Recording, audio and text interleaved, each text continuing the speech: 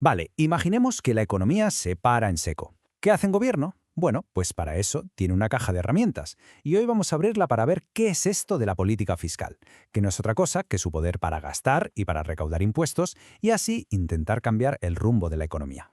Y esa es, claro, la pregunta del millón. O sea, cuando de repente los precios se disparan o el paro empieza a subir, ¿qué puede hacer el gobierno? ¿De verdad tiene poder para cambiar las cosas? Pues vamos a ver exactamente qué palancas puede mover para, al menos, intentar enderezar el barco. Pues mira, al final todo se reduce a dos cosas, pero dos cosas muy importantes. Cómo gasta el dinero el gobierno y cómo lo consigue, principalmente a través de los impuestos. Son como las dos caras de la misma moneda, y vamos a ver cómo juegan entre ellas.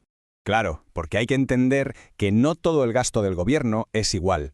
Por un lado, tenemos el gasto en compras de bienes y servicios. O sea, el gobierno paga por algo tangible. Construye una autopista, compra material de defensa o paga el sueldo de un profesor. Pero por otro lado está lo que llamamos transferencias. Y aquí el gobierno simplemente da dinero, directamente a los hogares. Piensa en las pensiones o en las ayudas por desempleo. No recibe un bien o un servicio a cambio, es una transferencia directa.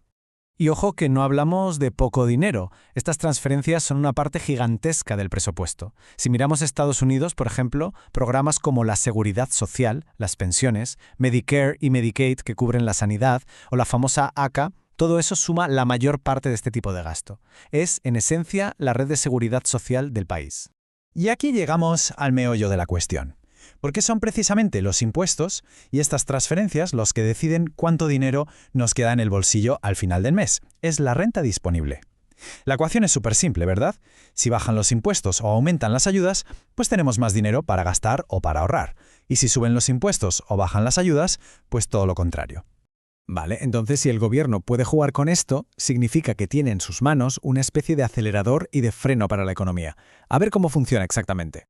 La verdad es que es bastante lógico. Si la economía está en recesión y hay que estimularla, ¿qué se hace? Pues se aplica una política fiscal expansiva. Se pisa el acelerador. Más gasto público, bajada de impuestos, más transferencias. Y al revés, si la economía está sobrecalentada y la inflación es un problema, toca pisar el freno. Eso es una política restrictiva. Se recorta el gasto, se suben impuestos y se reducen las transferencias. Pero aquí viene la parte más fascinante de todo esto, el famoso efecto multiplicador. Porque, a ver, una inyección de gasto público, digamos 100 millones, no solo aumenta la economía en 100 millones, no, ese dinero va a parar a alguien como ingreso. Esa persona gastará una parte, que se convertirá en el ingreso de otra persona, que a su vez gastará, ¿se entiende? Es una auténtica reacción en cadena.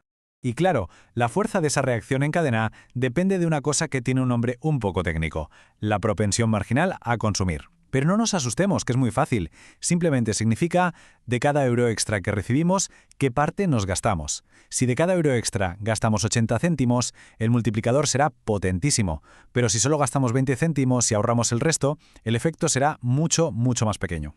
Y lo bueno es que la economía tiene una especie de piloto automático para esto. Pensemos en una recesión. La gente gana menos, así que automáticamente se pagan menos impuestos. Al mismo tiempo, más gente va al paro, así que aumentan las ayudas por desempleo. El resultado, un estímulo automático, sin que ningún político tenga que mover un dedo. A esto se le llama estabilizadores automáticos, y son clave para suavizar los baches. Hasta ahora todo parece muy lógico, ¿no? Casi demasiado fácil. Entonces, ¿por qué hay tantísimo debate sobre esto?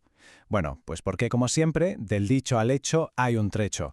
La realidad de aplicar la política fiscal es bastante más complicada. Una de las críticas más clásicas es el famoso efecto expulsión, o crowding out. La idea es la siguiente: si el gobierno se pone a gastar a lo grande, necesita financiación, y acaba compitiendo con las empresas por los mismos recursos, por el mismo dinero. Al final, podría estar expulsando a la inversión privada. Pero ojo, que aquí hay un matiz muy importante. La mayoría de los economistas están de acuerdo en que este problema solo es real cuando la economía ya va a tope, a pleno empleo. En cambio, en una recesión hay un montón de recursos parados, gente sin trabajo, fábricas a medio gas. Ahí el gasto público no expulsa nada, al contrario, puede poner a trabajar esos recursos que estaban sin usar. Y luego está el gran problema de la política fiscal. Los retardos, el tiempo, es que es un proceso lento. Primero, el retardo de reconocimiento. Tardamos meses en tener los datos que confirman que estamos en una crisis. Segundo, el retardo administrativo. Imagínate, los políticos tienen que debatir, ponerse de acuerdo, aprobar una ley. Y tercero, el retardo de implementación. Una vez aprobado, el dinero tiene que llegar de verdad a la economía real. Para cuando todo esto pasa, a lo mejor la recesión ya se ha ido y lo único que conseguimos es generar inflación.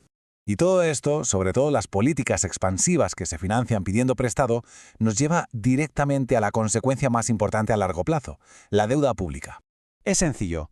Cada año que un gobierno gasta más de lo que ingresa, tiene un déficit. Pues bien, la deuda pública no es más que la suma de todos esos déficits de todos los años, a los que se les restan los pocos años que ha habido superávit. Es la factura acumulada. Vale, ¿y por qué es un problema tener mucha deuda? Bueno, por varias razones.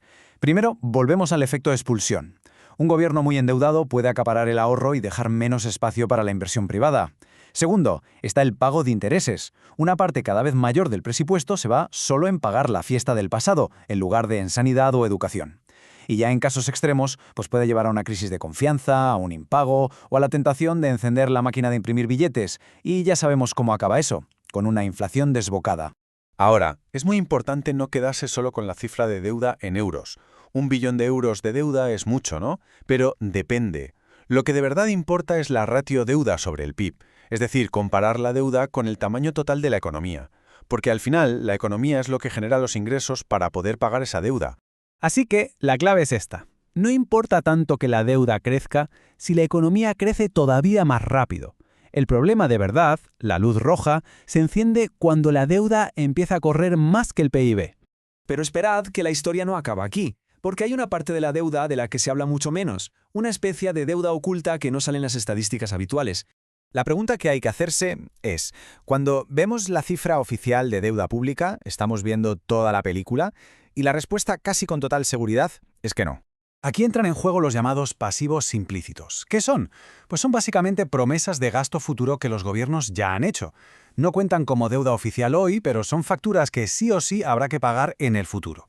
Y los ejemplos más claros y más grandes son las pensiones y el gasto sanitario. Conforme la población envejece y los costes de la sanidad suben, las promesas que se han hecho a los futuros jubilados y pacientes son enormes. Forman una especie de deuda invisible, que en muchos países es incluso más grande que la deuda oficial que vemos en los telediarios. Y esto nos lleva a la pregunta del millón, al gran dilema de la política fiscal moderna. ¿Cómo se pueden usar estas herramientas tan potentes para solucionar los problemas de hoy, como una crisis económica, sin dejar una factura impagable a las generaciones de mañana? Encontrar ese equilibrio, bueno, ese es el verdadero arte de la política económica.